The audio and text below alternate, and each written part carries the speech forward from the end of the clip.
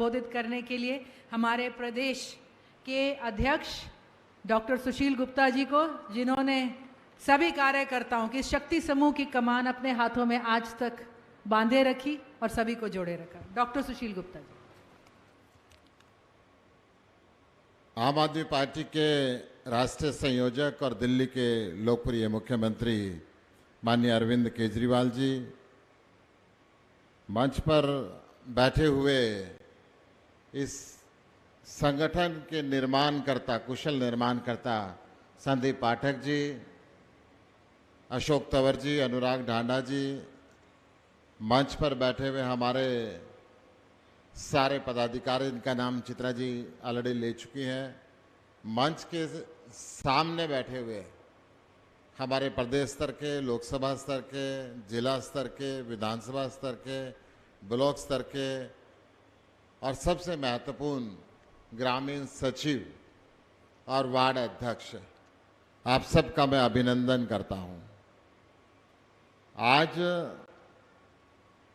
जाति और धर्म की राजनीति को खत्म करके काम की राजनीति की शुरुआत करने वाले नेता, जिन्होंने दिल्ली के अंदर सरकारी स्कूल, कॉलेज, यूनिवर्सिटीज़ को वर्ल्ड क्लास बनाया, हॉस्पिटल, मोहल्ला क्लिनिक को वर्ल्ड क्लास बनाया, 24 घंटे फ्री बिजली पानी दी, शहीदों को सम्मान में 1 करोड़ रुपए राशि दी, फ्री बस यात्रा सारे देश की महिलाओं को दी, फ्री तीर्थ यात्रा सारे बुजुर्गों को दी, और उसके बाद भी 8,200 करोड़ रुपए सालाना मुनाफा कमा के सरकार के खजाने के अंदर जमा करा। एक ऐसे नेतृत्व जिन्होंने देश की सारी सरकारों में सबसे पहले ये बता दिया कि घाटे का बजट ठीक नहीं है, हिंदुस्तान सोने की चिड़िया था, सोने की चिड़िया है और हो सकता है अगर ईमानदार नेता सरकार चलाएंगे, अगर ईमानदार मंत्री सरकार चलाएंगे, इस देश को बहुत विकसित किया जा सकता है। आज इनकी इस पॉलिसी से केंद्र में बैठी हुई मोदी सरकार घबरा गई कि पूरे देश के अंदर इन सुविधाओं को मांगने की आवाज उठने लगी। जो आवाज दिल्ली से चली, पंजाब में गई, गुजरात में गई, गोवा के अंदर गई, अब पूरे देश के अंदर। तो उन्होंने सबसे पहले सत्येंद्र जैन जी को गिरफ्तार किया, मनीष सिसोदिया जी को किया, संजय सिंह जी को किया और अब अरविंद केजरीवाल जी को नोटिस दे रहे हैं। इतनी घबराई हुई सरकार आज तक हमने कहीं देखी नहीं, जितनी घबराई हुई सरकार आज नरेंद्र मोदी की सरकार है, और वो भी आम आदमी पार्टी से, अरविंद केजरीवाल से, जो इनकी धर्म की और जाति की राजनीति को बदलाने के लिए एक ऐसा संकल्प किया जिन्होंने कि हिंदुस्तान को विकसित करना है, हिंदुस्तान को शिक्षित करना है। एक झूठे केस के अंदर 1.5 साल पहले जिस केस के नींव रखी, 1,500 जगह से ऊपर रेड करी, कई हजार अफसर इसके अंदर इन्वॉल्व हुए, आज तक 1 रुपए की कमी उसके अंदर नहीं निकाल पाए, 1 रुपया ढूंढ नहीं पाए। सुप्रीम कोर्ट ने भी कहा कि मुकदमा आपका बेकार है, जब सेशन के पास जाएगा तो 2 तारीखों से ऊपर चलना मुश्किल है। ऐसे नेतृत्व को, हरियाणा के लाल को, अरविंद केजरीवाल को अब हरियाणा की जनता भी चाहती है कि जैसे आपने दिल्ली को बदला है, जैसे आप पंजाब को बदल रहे हैं, अब हरियाणा को भी बदलें। हरियाणा के अंदर भी भय और भ्रष्टाचार मुक्त सरकार को कायम करें ताकि हरियाणा भी आगे बढ़े। हरियाणा का व्यापारी आज परेशान है, उद्योग लगाना चाहता है परंतु सरकार सुरक्षा दे नहीं पा रही, क्या करे। हरियाणा का किसान, 750 से ऊपर किसानों ने शहादत दी और ये हरियाणा सरकार आज तक एक शोक प्रस्ताव पारित नहीं कर पाई।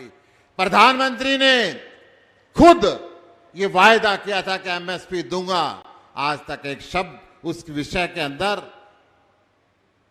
संसद के अंदर नहीं बोल पाए कि एमएसपी का कानून बनाए। हरियाणा का मजदूर परेशान है, आज मनरेगा के मजदूर पूरे हड़ताल के ऊपर बैठे हुए हैं कि क्या करें, क्या ना करें।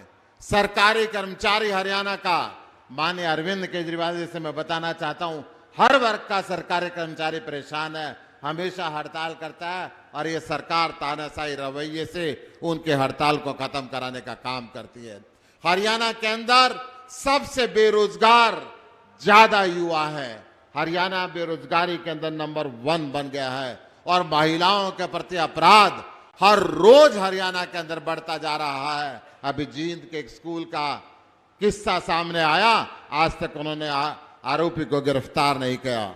छोटी सरकार चाहे वो पंचायत के अंदर सरपंच के रूप के अंदर हो, उनके अधिकारों को छीन लिया। और टोहाना के अंदर हरियाणा के सारे सरपंच बैठे हुए हैं कि इसके बीजेपी की सरकार ने क्यों ऐसा किया। पहले तो सरपंचों के चुनाव, गांव सभा के चुनाव 1 साल लेट कराए और उसके बाद उनके अधिकारों को छीन लिया। इसी प्रकार कई सालों से कॉरपोरेशन के चुनाव को लटकाते आ रहे हैं, चाहे वह फरीदाबाद का निगम हो, चाहे वह गुड़गांव का निगम हो। हार के डर से ये चुनाव नहीं करा रहे और अधिकारियों के माध्यम से उस प्रशासन को चला रहे हैं जिसपे करोड़ों रुपए भ्रष्टाचार का आरोप इनके ऊपर लगता है। मैं माननीय अरविंद केजरीवाल जी से बताना चाहूंगा कि छात्र संघ के चुनाव भी हरियाणा के अंदर कई साल से नहीं कराए जा रहे क्योंकि ये सरकार नहीं चाहती कि यहां पे मजबूती के साथ छात्र संघ आगे बढ़े।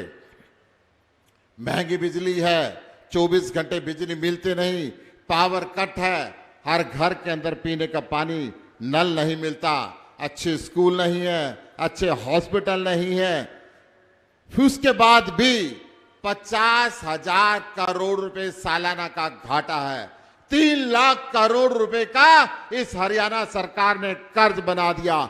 हरियाणा की जनता चाहती है कि ये सरकार बदले, काम की सरकार आए, अरविंद केजरीवाल की सरकार आए और इनसे हिसाब लिया जाए कि हरियाणा का पैसा कहां गया, हरियाणा का पैसा कहां गया, हरियाणा के ऊपर इतना कर्ज कैसे हुआ, हरियाणा का 50,000 रुपए सालाना घाटे का बजट क्यों बना।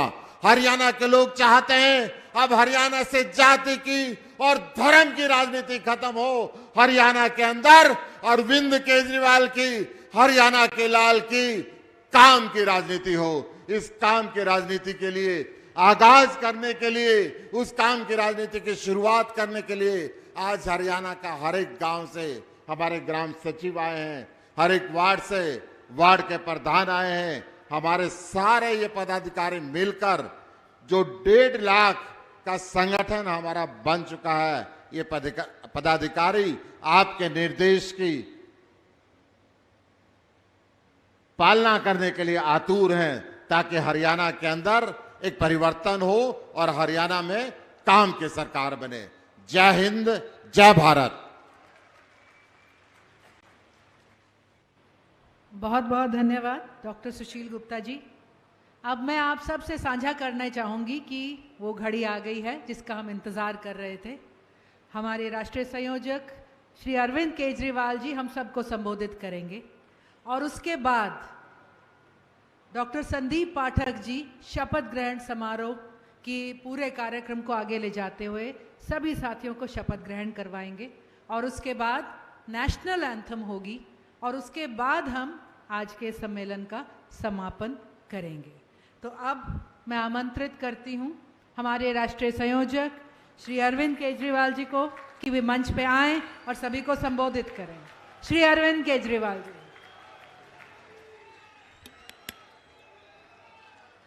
भारत माता की, भारत माता की, इनकलाब, इनकलाब, वंदे वंदे।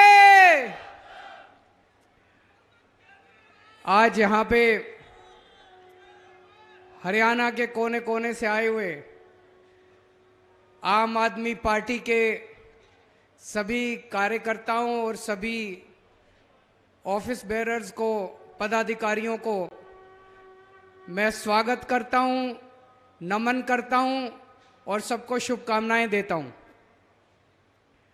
दोस्तों, अभी 2 महीने पहले मिले थे हम लोग, जब हमने हरियाणा के कोने कोने से आए हुए 1100 पदाधिकारियों को शपथ दिलाई थी।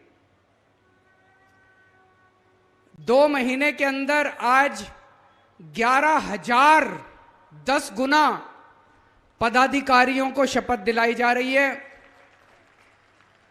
इसमें 6,237 गांव और 1,617 वार्ड, लगभग 7,800 यूनिट हो गए।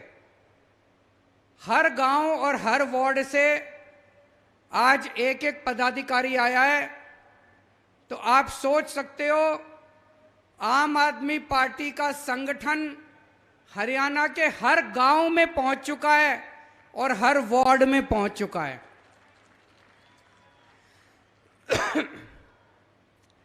केवल यही नहीं, हर गांव में और हर वार्ड में 20-20 लोगों की कमेटी बन चुकी है। अगले 1 महीने के अंदर इन सारी कमेटियों की ट्रेनिंग होगी, गांव-गांव में बदलाव यात्रा निकलेगी, पूरे हरियाणा में बदलाव यात्रा निकलेगी और 1-1.25 महीने के बाद ये जो 20-20 लोगों की कमेटी बनी है, ये भी पदाधिकारी हैं, इन सारे पदाधिकारियों की लगभग 1.25 लाख पदाधिकारियों की दिसंबर के महीने में शपथ ग्रहण करवाया जाएगा।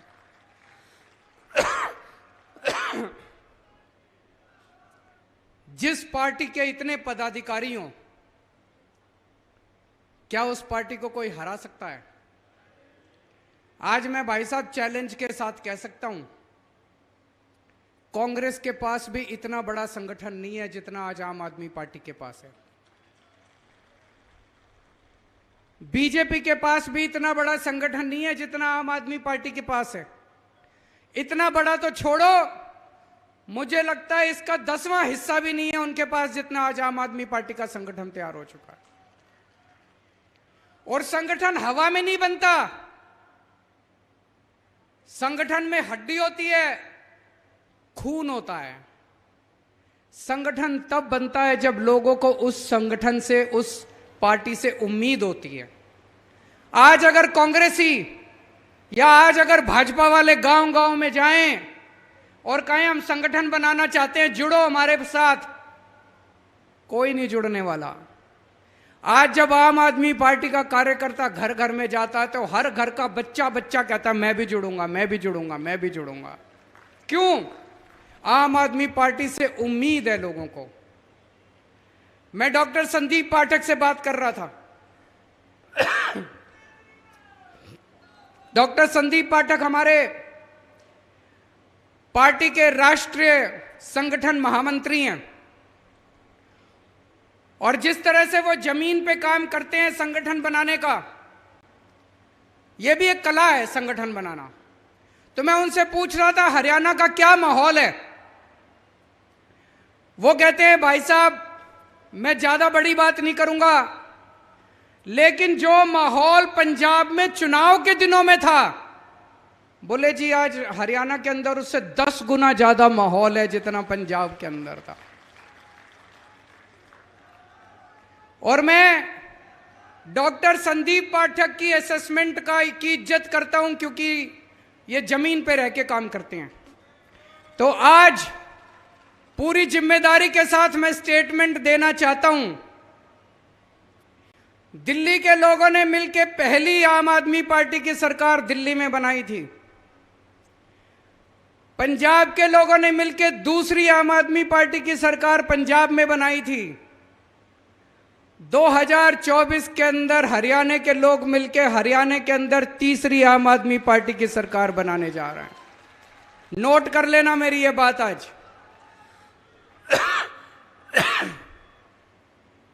हमारी पार्टी छोटी सी पार्टी है, अभी बनी है, 11 साल हुए हैं। 11 साल कुछ भी नहीं होते। 11 साल तो भाई साहब कितने लोगों से मैं मिलता हूं, एक एमएलए बनने के अंदर चप्पल घिस जाती है, जूते घिस जाते हैं, पूरी जिंदगी बीत जाती है, तब बड़ी मुश्किल से कोई एमएलए बनता है। ये तो पुराने जमाने में, पुराने जन्म में कोई पुण्य किए होंगे हम लोगों ने, कि 11 साल के अंदर इस देश के लोगों ने इतनी प्यार दिया, इतना विश्वास किया, इतनी मोहब्बत दी हम लोगों को। मात्र 11 साल में इस छोटी सी पार्टी की 2 राज्यों के अंदर सरकार बन गई। गुजरात में 5 एमएलए आ गए, गोवा में 2 एमएलए आ गए, राज्यसभा में 10 एमपी आ गए, लोकसभा में 1 एमपी आ गया और राष्ट्रीय पार्टी का दर्जा मिल गया। ये छोटी पार्टी नहीं, छोटी बात नहीं। आज पूरे देश में तीसरे नंबर पे तीसरी बड़ी पार्टी, मात्र 11 साल में तीसरी बड़ी पार्टी आम आदमी पार्टी बन गई है बीजेपी और कांग्रेस के बाद। मोदी जी इसी बात से घबराते हैं, मोदी जी इसी बात से घबराते हैं कि जितनी स्पीड से ये आम आदमी पार्टी चल रही है, अगर ये इसी स्पीड से चलती रही तो एक दिन इन सारी दूसरी पार्टियों का सुपड़ा साफ कर देगी, जैसे दिल्ली और पंजाब में करा है। मोदी जी केजरीवाल से नहीं घबराते, आम आदमी पार्टी से नहीं घबराते, मोदी जी आप लोगों की ताकत से घबराते हैं, जनता की ताकत से घबराते हैं। जनता के अंदर जो उम्मीद पैदा की है आम आदमी पार्टी ने, आज तक 75 साल में अगर ये पार्टियां काम कर लेती, आम आदमी पार्टी की क्या जरूरत थी? आप खुद सोच के देखो, दिल्ली में जब हम चुनाव लड़े, लोगों ने हमको क्यों वोट दिया? उसके पहले तो हमको कहीं मौका नहीं मिला था, हमने कोई काम नहीं करके दिखाया था, कुछ नहीं करा था। अन्ना आंदोलन हुआ था, अन्ना आंदोलन के बाद लोगों ने हमको वोट दे दिया। उसके पहले बीजेपी और कांग्रेस होती थी। अगर ये बीजेपी और कांग्रेस काम कर लेती, अच्छा काम कर लेती, तो दिल्ली में आम आदमी पार्टी को लोग क्यों वोट देते?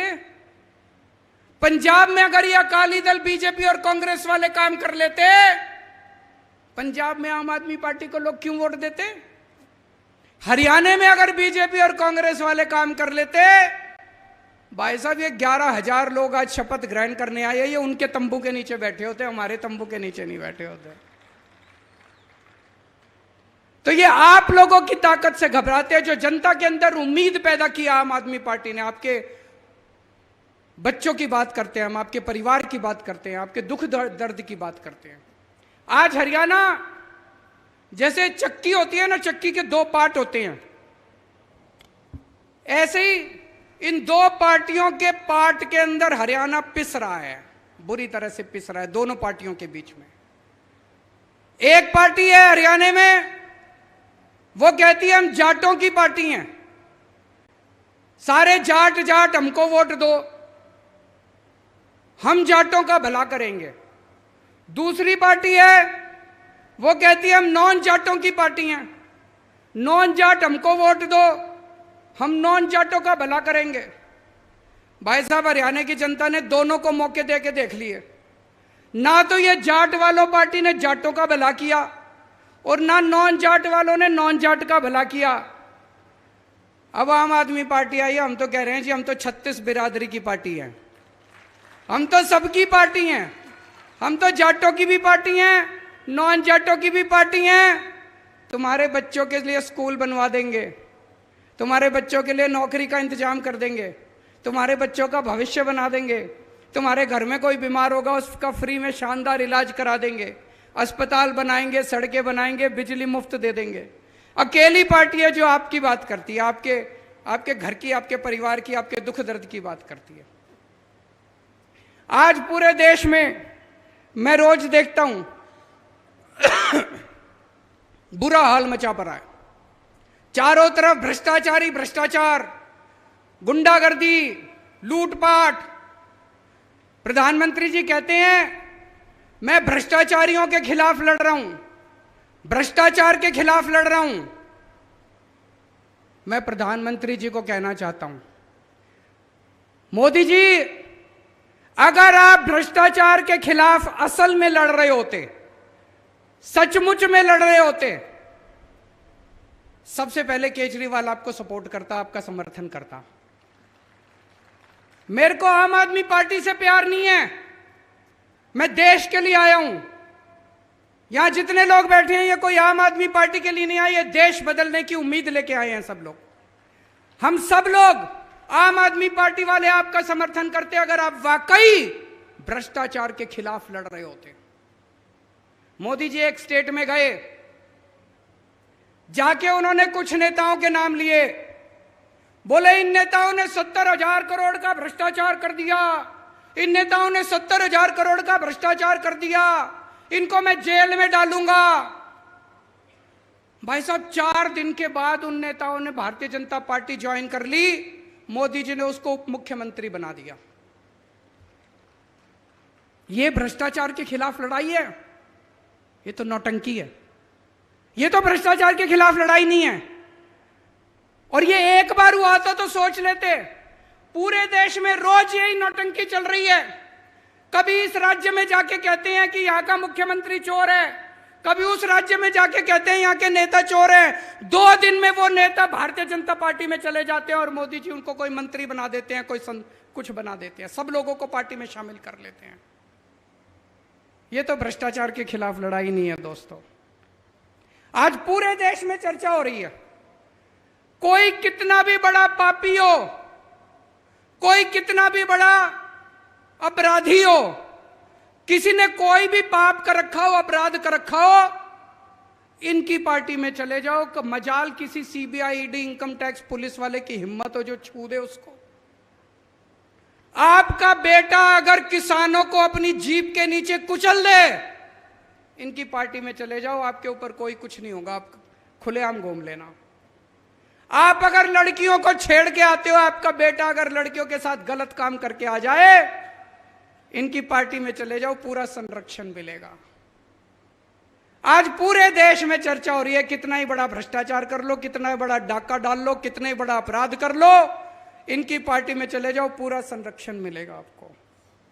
आज क्या माहौल है? भ्रष्टाचारी कौन है? भ्रष्टाचारी वो नहीं है जिसको ईडी ने पकड़ के जेल में डाल दिया।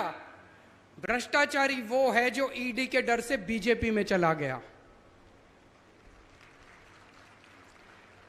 जिसको ईडी ने पकड़ के जेल में डाल दिया और जो अभी तक बीजेपी में नहीं गया, भाई साहब वो कट्टर ईमानदार है, ये समझ लेना। क्योंकि उसे पता है कि आज नहीं तो कल बाहर तो आ ही जाऊंगा। लेकिन जिसने बेईमानी कर रखी है, जिसने बेईमानी कर रखी है, उसको पता है अगर ईडी ने पकड़ लिया तो पूरी जिंदगी जेल जाना पड़ेगा, वो तुरंत उठ के बीजेपी में चला जाता है। तो एक चीज समझ लो, भ्रष्टाचारी कौन है और ईमानदार कौन है।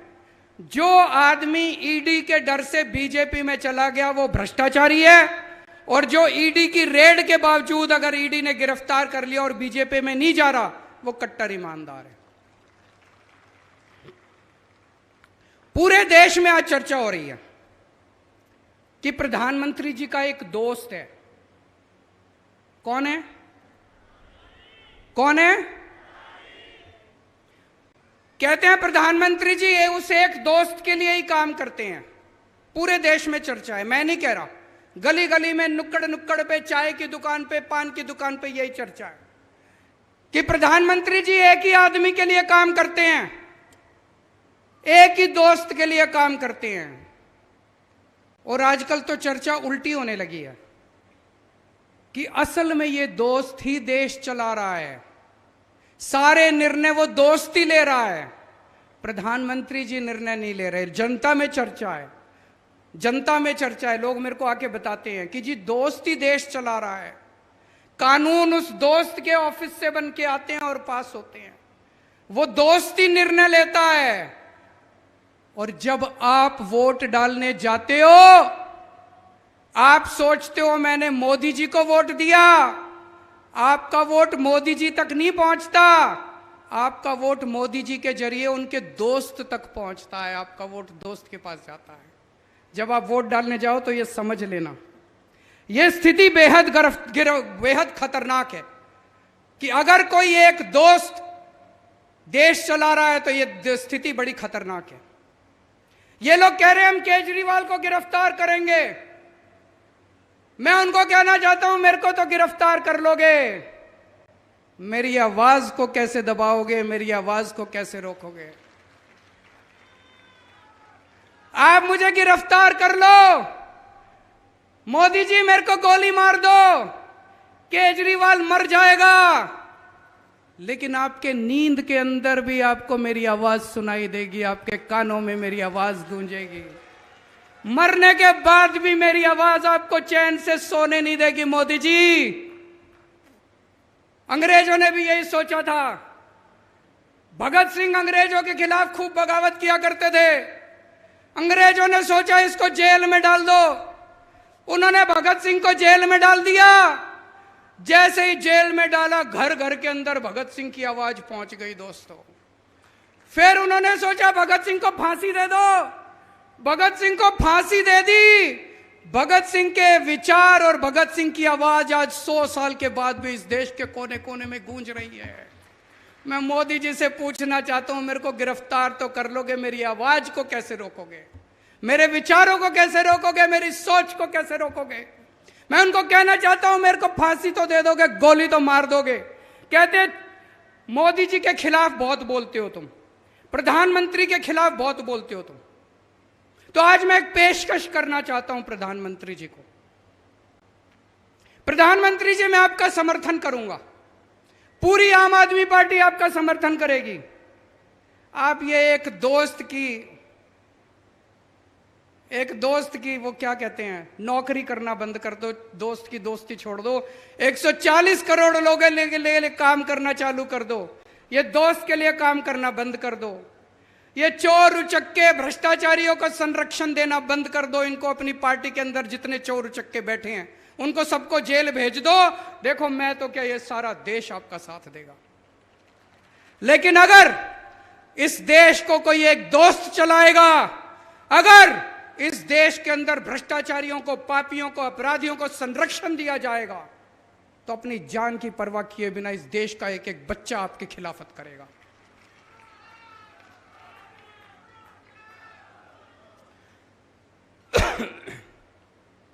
आज इन्होंने क्या सिस्टम बना रखा है? इनका सिस्टम यह नहीं है कि भ्रष्टाचारियों को पकड़ना है, ये चुन चुन के देखते हैं कौन प्रधानमंत्री जी के खिलाफ बोल रहा है, लिस्ट बना लेते हैं। जो जो प्रधानमंत्री के खिलाफ बोलता है उसके खिलाफ कुछ ढूंढो, फिर सीबीआई को फोन जाता है इसके संजय सिंह के खिलाफ ढूंढो। संजय सिंह का क्या कसूर था? संजय सिंह का कसूर था कि संजय सिंह ने संसद के अंदर प्रधानमंत्री जी के खिलाफ आवाज उठाई थी। संजय सिंह के खिलाफ कुछ ढूंढो, इसके खिलाफ कुछ ढूंढो। अगर कुछ नहीं मिलता तो कहते हैं कुछ मारो, किसी को पीटो, इसके घर में सबूत डाल दो, फर्जी केस बना दो और पकड़ के उसको जेल में डाल दो। यह सिस्टम आज इन लोगों ने बना रखा है। ऐसे देश तरक्की नहीं कर सकता दोस्तों। आज ये शपथ लेने के बाद आप लोगों को घर घर जाना है, पूरे हरियाणा के अंदर एक एक घर में जाना है। डरना नहीं है, मन से डर निकाल देना। आप में से एक एक आदमी को भगत सिंह बनना है। ये कहते हैं हम केजरीवाल को गिरफ्तार कर लेंगे, ये इतने सारे जो सामने बैठे हैं सारे केजरीवाल है, किस किस को गिरफ्तार करोगे? हजारों लाखों के केजरीवाल है, किस किस को गिरफ्तार करोगे? आप सब लोग को केजरीवाल बनना है, डरना नहीं है, घबराना नहीं है। घर घर में जाना है और ये सारी बातें बतानी है कि किस तरह से देश को लूटा जा रहा है, किस तरह से पूरे देश को बर्बाद किया जा रहा है। जब आप किसी के घर में जाओगे, उनसे बात करोगे, तो हमारे देश के अंदर कुछ लोग हैं जिनको अंधभक्त कहा जाता है कि नहीं है? उनसे उलझना मत। दो कैटेगरी है, कोई भी आदमी या तो अंधभक्त है या देशभक्त है। अंधभक्त देशभक्त नहीं हो सकता और देशभक्त अंधभक्त नहीं हो सकता। अंधभक्तों से उलझना मत, वो टाइम खराब करते हैं, उन्होंने बदलना नहीं है, उनको देश से कोई लेना देना नहीं है, उनको भारत माता से कोई लेना देना नहीं है। कोई अगर ज्यादा उलझने की कोशिश करे, उनको नमस्कार करके आगे बढ़ जाना। देशभक्तों से बात करना बस। देशभक्त आपकी बात सुनेंगे, वो देश की तरक्की चाहते हैं, भारत की तरक्की चाहते हैं, भारत माता की तरक्की चाहते हैं। घर घर के अंदर जाना। आज सबसे बड़ी देशभक्ति का काम है केंद्र के अंदर बैठी भ्रष्ट भाजपा सरकार को हराना। जितने देश के अंदर देशभक्त है, सबको इकट्ठे होकर एक ही काम करना चाहिए, किसी भी तरह इस सरकार को हराना है। और जितनी युवा शक्ति है, सभी युवाओं को मैं कहना चाहता हूं कि आने वाला भारत, उसकी जिम्मेदारी आपको उठानी है और आपका भविष्य दांव पे लगा हुआ है। सभी युवाओं को मैं आज अपील करना चाहता हूं कि ज्यादा से ज्यादा संख्या में आम आदमी पार्टी के साथ जुड़े, इस देशभक्त पार्टी के साथ जुड़े, कट्टर ईमानदार पार्टी के साथ जुड़े। चूंकि आज इतने सारे आम आदमी पार्टी के कार्यकर्ता आए हुए हैं, इतने सारे पदाधिकारी आए हुए हैं, मैं एक चीज और कहना चाहता हूं। आम आदमी पार्टी की विचारधारा 3 स्तंभों पे खड़ी है। 3 स्तंभ है हमारे। आम आदमी पार्टी में आके आपको केजरीवाल की भक्ति नहीं करनी, आपको किसी नेता की भक्ति नहीं करनी। हमारी पहला स्तंभ है, हमारी पहली विचारधारा है कट्टर देशभक्ति। कट्टर देशभक्ति। आपको भारत माता के लिए अपना तन मन धन परिवार, पहले फर्स्ट नेशन फर्स्ट, पहले देश, आपको उसके लिए तन मन धन कुर्बान करने के लिए तैयार रहना अगर जरूरत पड़े तो। दूसरी विचारधारा है कट्टर ईमानदारी। बेईमानी को हम गद्दारी का दर्जा देते हैं। अगर कोई बेईमानी करता है समाज के साथ, देश के साथ, कोई भी बेईमानी करता है, वो इसका मतलब देश के साथ गद्दारी कर रहा है। आपको ईमानदारी से रहना है। और तीसरा है इंसानियत।